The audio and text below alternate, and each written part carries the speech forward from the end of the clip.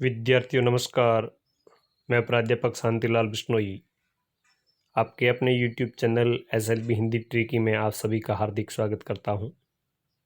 फिर विद्यार्थियों आज हम पढ़ेंगे कक्षा 12 अनिवार्य हिंदी पाठ्य पुस्तक का सर्जन पाठ्य पुस्तक का अंतिम अध्याय नंबर 17। इससे पहले हम गद्य भाग और पद्य भाग के संपूर्ण अध्यायों का विस्तृत अध्ययन कर चुके हैं।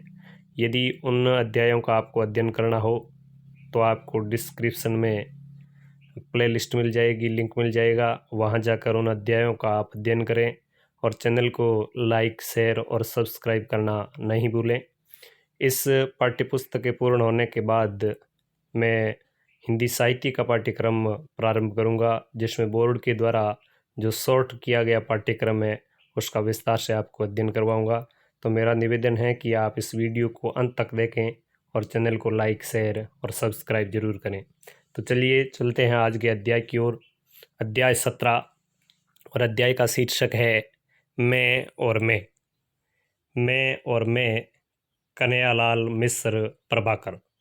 कन्हैयालाल मिश्र प्रभाकर के द्वारा लिखा हुआ ये पाठ है मैं और मैं, जिसमें एक मैं है वो अहंकार का प्रतीक है, अहंकार, जबकि दूसरा मैं है वो है आत्मबोध का प्रतीक, यानी अपने बारे में जानना, अपने आप के बारे में जानकारी प्राप्त करना, आत्मबोध। कर्तव्यनिष्ठा आत्मबोध का प्रतीक मैं और अहंकार का प्रतीक मैं, यानी अहंकार को त्यागो और आत्मबोध करो, अपने बारे में सोचो, अपने बारे में चिंतन करो, अपने आप को कर्तव्यशील बनाओ। तो यही इस पाठ का मुख्य उद्देश्य है। अब पाठ की शुरुआत करते हैं। लेखक परिचय। श्री मिश्र जी का जन्म 1906 में सहारनपुर जिले के देवबंद ग्राम में हुआ था। राजनीतिक और सामाजिक कार्यों में इनकी गहरी रुचि थी। स्वतंत्रता आंदोलन के संदर्भ में इन्होंने कई बार जेल की यात्रा भी की। इनका मुख्य कार्य क्षेत्र पत्रकारिता था, तो मुख्य रूप से ये पत्रकार थे। यूँ तो ये ज्ञानोदय के संपादक भी रहे, किंतु इनकी साहित्य साधना विशेषतर नया जीवन जो पत्र है, मासिक के संपादन प्रकाशन के रूप में व्यक्त हुई है। ललित निबंध के क्षेत्र में इन्होंने लगातार योगदान दिया है। इनके प्रमुख निबंध संग्रह इस प्रकार है: जिंद की मुस्कुराई, माटी हो गई सोना, बाजे पायलिया के घुंघरू, दीप जले शंख बजे, आकाश के तारे, धरती के फूल इनका लघु कथा संग्रह भी है। पत्रकार होने के नाते इन्होंने कई रिपोर्टाज भी लिखे हैं। इनके रिपोर्टाज क्षण बोले कण मुस्कुराए शीर्षक से संकलित है। तो रिपोर्टाज विधा भी जो हिंदी साहित्य की एक विधा मानी जाती है, इसके अंतर्गत भी इन्होंने लिखा है। इनका रिपोर्टाज किस शीर्षक से संकलित है? तो क्षण बोले कण मुस्काए। अब पाठ परिचय। तो पाठ परिचय मुख्य रूप से एक पाठ का सारांश ही होता है। तो देखिए यह पाठ परिचय वो क्या कह रहे हैं। प्रस्तुत निबंध प्रभाकर जी की जिए तो ऐसे जिए शीर्षक कृति से लिया गया है। बहुत बढ़िया प्रश्न है। यदि सप्रसंग व्याख्या गद्यांश की बनती है तो हमें यह लिखना होता है कि प्रस्तुत गद्यांश हमारी पाठ्य पुस्तक हिंदी सृजना के कन्हैयालाल मिश्र प्रभाकर द्वारा रचित निबंध शीर्षक जिए तो ऐसे जिए शीर्षक से लिया गया है। इसमें लेखक ने यह प्रतिपादित किया है, ध्यान दीजिए प्रिय विद्यार्थियों, आप यहाँ पे ध्यान दीजिए कि इस पाठ के अंदर संपूर्ण पाठ का जो विस्तृत विवेचन है उसका यहाँ पे पाठ परिचय में सारांश आएगा। तो इसमें लेखक ने क्या बताया है? इसमें लेखक ने यह प्रतिपादित किया है कि प्राय मनुष्य दूसरों के विषय में सोच समझकर दुखी और सुखी होता रहता है। उसका प्राथमिक कर्तव्य यह है, बहुत ही महत्वपूर्ण प्रश्न है, उसका पहला कर्तव्य यह है कि अपने विषय में सोचे, अपने कर्तव्य का वह पालन करे और निरंतर कर्मरत बना रहे। कर्तव्य करने के साथ साथ उसे अहंकार का बोझ भी नहीं लादना है। अहंकार को वह छोड़े, अहंकार को त्यागे। क्यों? क्योंकि अहंकार घृणा का पिता है। जिसके मन में अहंकार पैदा होगा उसे दूसरे लोगों से घृणा होगी, और यदि घृणा होगी तो क्या होगा? घृणा जीवन की संपूर्ण ऊंचाइयों की दुश्मन है। अतः घृणा से हमें बचना चाहिए।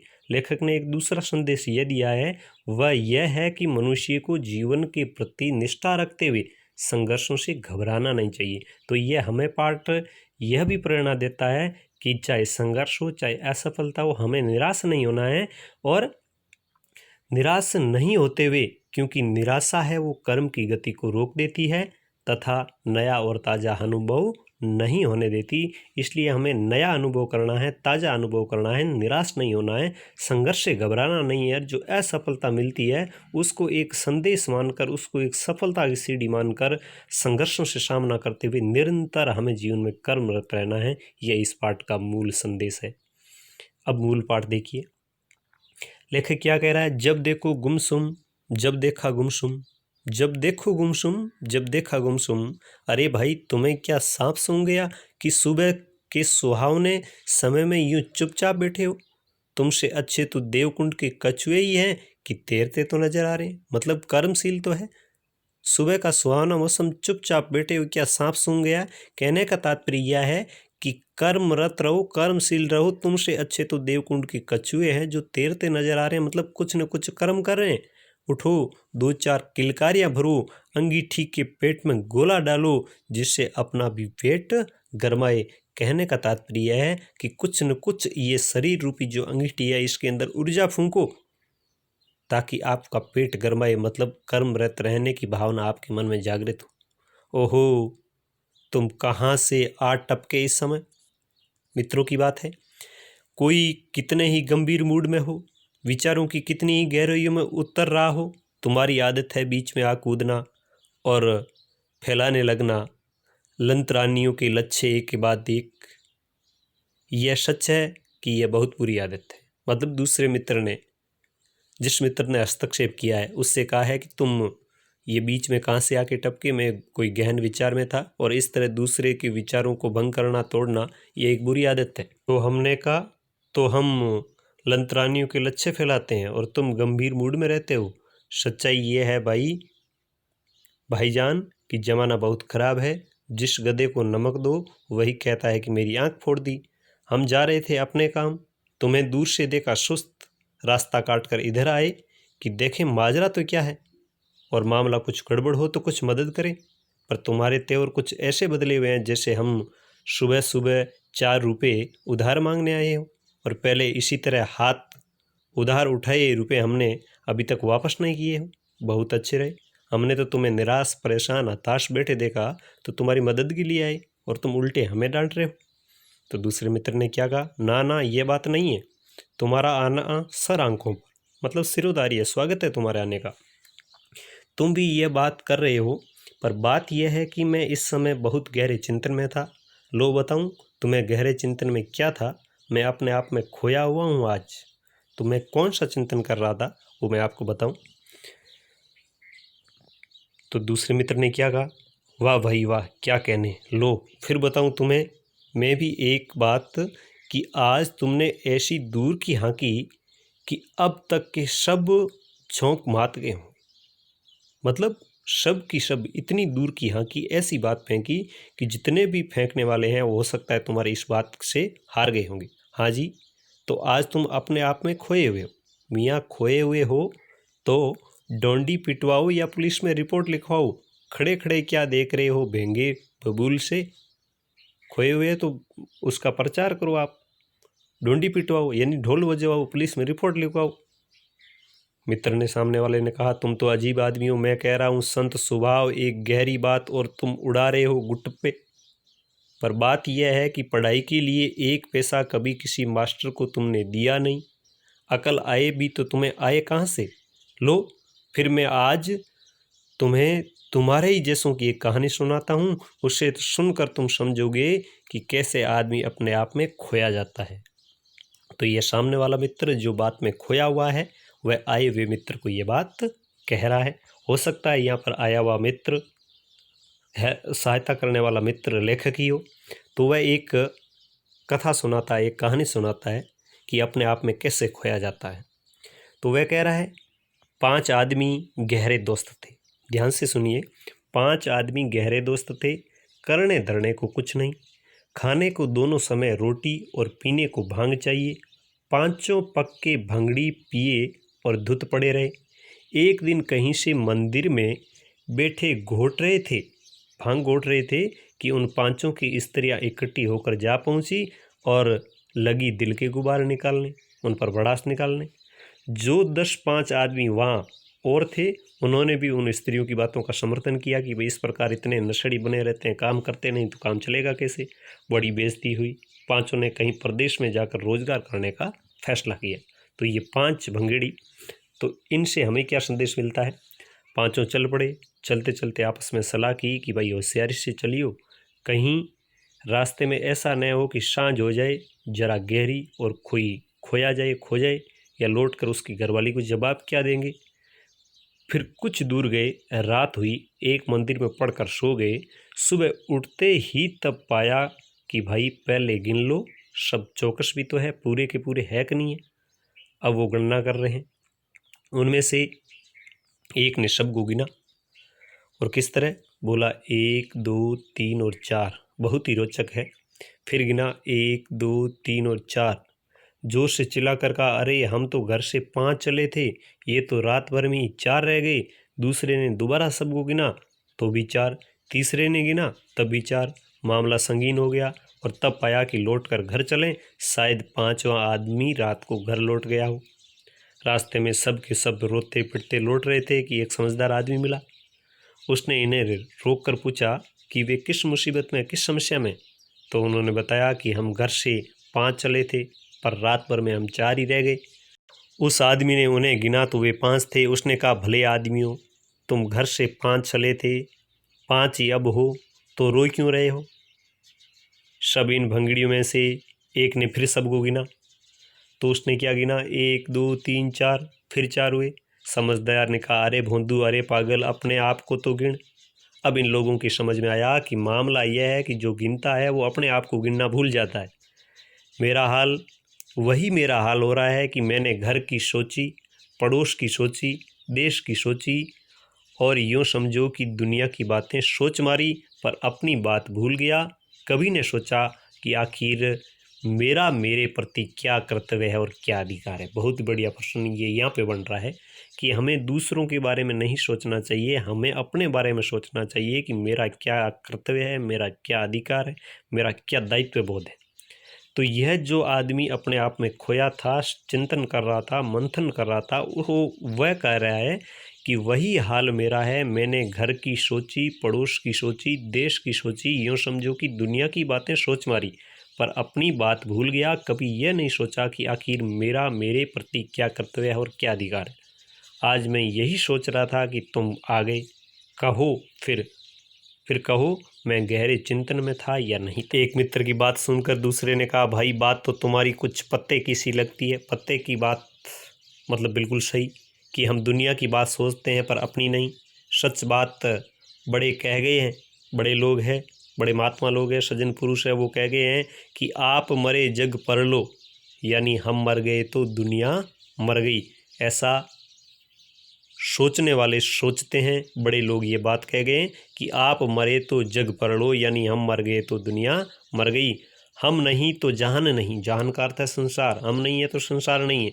बात मन को लगती है, पर अपने बारे में सोचे ही क्या, क्या सोचे अपने बारे में।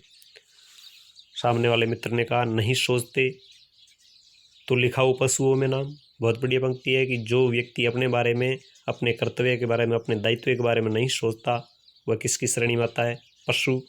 क्योंकि जो सोचता नहीं वह पशु है, वह जानवर है। तो हम पशु है आपकी राय में, ये आने वाले मित्र ने कहा है, सोचने वाले ने नहीं।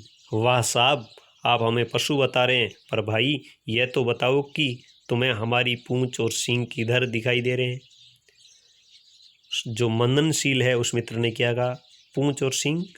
पशु बनने के लिए पूंछ और सींग की ज़रूरत नहीं होती। बात यह है कि पशुता और मनुष्यता दो भाव है। बहुत ही बढ़िया प्रश्न है। पशुता और मनुष्यता में क्या अंतर है। जो पहले सोचे फिर चले वह मनुष्य, और जो कुछ नहीं सोचे बस जिधर हवा हो उधर चल दे उसे अपन क्या कहेंगे, पशु। अब आई तुम्हारी समझ में मेरी बात। दूसरे मित्र ने कहा, तो सोचना जरूरी है। मननशील मित्र ने कहा, जी हाँ, सोचना जरूरी है और अपने बारे में सोचना जरूरी है। मैं यही जरूरी कार्य कर रहा था कि तुम आ गए। मैं अपने बारे में सोच रहा था कि तुम आ गए। महाकवि शेख जादी एक दिन अपने बेटे के साथ सुबह की नमाज पढ़कर लौट रहे थे। उनके बेटे ने देखा कि रास्ते में दोनों तरफ वाले घरों में अभी तक बहुत से आदमी सोए पड़े हैं। उसने अपने पिता से कहा, अब्बा ये लोग कितने पापी है, अभी तक पड़े सो रहे हैं, नमाज पढ़ने नहीं गए। तो विचारक शेखजादी ने दुख भरे स्वर में कहा। तो बहुत बढ़िया प्रश्न बनेगा कि विचारक शेखजादी के वृत्तांत से लेखक क्या कहना चाह रहा है। तो विचारक शेखजादी ने दुख भरे स्वर में कहा, बेटा बहुत अच्छा होता कि तू भी सोता रहता और नमाज पढ़ने न आता। तो ऐसा क्यों कहा? बेटे ने आश्चर्य से पूछा, ये आप क्या कह रहे हैं अब्बा? शेखजादी ने और भी गहरे स्वर में डूब कर कहा, तब तू दूसरों की बुराई खोजने के इस भयंकर पाप से बचा रहता मेरे बेटे। तो कहने का आशय यह है कि दूसरों की ओर ध्यान देना, दूसरों की ओर बुराई खोजना, दूसरों की बुराई की ओर ध्यान देना भी एक पाप है। तो शेखजादी के वृत्तांत से लेखक ने यह सिद्ध किया है कि हमें अपने बारे में सोचना चाहिए, हमें दूसरों के बारे में नहीं सोचना चाहिए, हमें दूसरों की बुराई नहीं खोजनी चाहिए, क्योंकि यदि हम दूसरों की बुराई खोजते हैं तो हम भी एक भयंकर पाप करते हैं। मतलब यह है कि अपने बारे में सबसे पहले जो बात सोचने की है वह यह है कि मेरा यह अधिकार है कि मैं अच्छे काम करूं, अपने जीवन को ऊंचा उठाऊं, पर मेरा कर्तव्य यह भी है कि जो किसी कारण से अच्छे काम नहीं कर रहे हैं या साफ शब्दों में कहें तो गिरे हुए हैं, उन्हें अपने कामों से, तो मेरा यह भी दायित्व है कि मैं मेरे अच्छे कामों के द्वारा उन्हें ऊंचा उठने की प्रेरणा देते हुए भी पर उन पर अपने अहंकार का बोझ न ला दूँ। मतलब उनके ऊपर मैं अहंकारी बनकर किसी प्रकार का भार है उनके ऊपर नहीं लाऊं, क्योंकि अहंकार घृणा का पिता है और घृणा जीवन की संपूर्ण ऊंचाइयों की दुश्मन है। तो यहाँ पर लेखक ने हमें अहंकार और घृणा से भी बचने का संकेत दिया है। हमें कहा है कि हम अहंकार से भी बचें, अहंकार को त्यागें, अहंकार का भार नहीं ढोएं। क्यों? क्योंकि अहंकार जिसके मन में आएगा उसके मन में घृणा उत्पन्न होगी, और यदि मन में दूसरों के प्रति घृणा है तो जीवन की संपूर्ण ऊंचाइयों की दुश्मन है। खास बात यह है कि घृणा उसका घात करती है। जो घृणा करता है, और इस तरह मैं दूसरों से घृणा करके अपना ही घात करता हूँ। घृणा घात करती है, मतलब घृणा आघात करती है, घृणा अहित करती है, घृणा नुकसान पहुँचाती है। और यदि हम दूसरे लोगों से घृणा करते हैं, मतलब वह घृणा अपने आप पर या अपने शरीर पर, अपने मन पर एक चोट करती है। दूसरे मित्र ने कहा, तो घृणा को रोकना जरूरी है? हाँ जी, घृणा को रोकना, उससे उत्पन्न ही न होने देना बहुत जरूरी। घृणा को रोकना तो जरूरी है ही, लेकिन यदि हो सके तो हम उसे उत्पन्न ही नहीं होने दें। पर रोकने की बात कहकर तुमने मुझे एक पुरानी बात याद दिला दी। अब रोकने की बात से क्या हुआ? दोनों मित्रों में क्या वार्तालाप हो रहा है? तो वो कह रहे हैं, मेरे एक मित्र है श्री कौशल जी, उन्हें अपने जीवन में पहली असफलता यह मिली कि एंट्रेंस पास न कर सके और 9th में ही उन्हें स्कूल को नमस्कार करना पड़ा। बहुत बढ़िया पंक्ति है, देखिए बहुत बढ़िया प्रश्न बन रहा है। मित्र कौशल जी के वृत्तांत से लेखक क्या सिद्ध करना चाह रहा है? तो यहाँ पर यह एक प्रेरणा है, हमें यहाँ प्रेरणा मिल रही है कि जीवन में असफलता मिलती है तो हमें घबराना नहीं चाहिए। तो मेरे एक मित्र है श्री कौशल जी, उन्हें अपने जीवन में पहली असफलता यह मिली कि एंट्रेंस पास नहीं कर सके, 10वीं कक्षा पास नहीं कर सके, और 9th में ही उन्हें स्कूल को नमस्कार करना पड़ा, मतलब स्कूल छोड़नी पड़ी। इनके कुछ दिन बाद ही उन्होंने छोटा सा प्रेस खोल लिया, एक छापा खाना खोला। साजी समझदार था, कर्जा प्रेस के नाम लिखता था और आमदनी अपने नाम।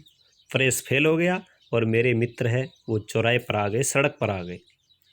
अपने पिता की पूरी पूंजी लगाकर उन्होंने एक बर्तनों का कारखाना खोला। देखिए, एंट्रेंस पास नहीं कर सके, स्कूल छोड़नी पड़ी, प्रेस खोला, वह भी फेल हो गया। अब उन्होंने एक बर्तन का कारखाना खोला। बर्तन बनते, कलई होती, रुपये छनका करते, सेठों में गिनती होने लगी, और तभी उनकी पत्नी बीमार हो गई।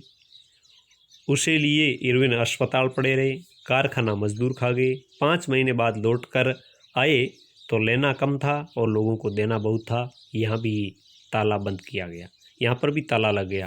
पंसारी की थोक दुकान खोली, मेवा के ढेर लग गए, ढेरों आती, बोरियों जाती, फिर रुपया बरसने लगा। पर जाने कैसे ये घटनाएं भी चितरा गई, और पत्नी का सारा जेवर है या आभूषण है वो बेचकर लोगों के पैसे उधार थे वो उन लोगों को लौटाकर जान छुड़वाई।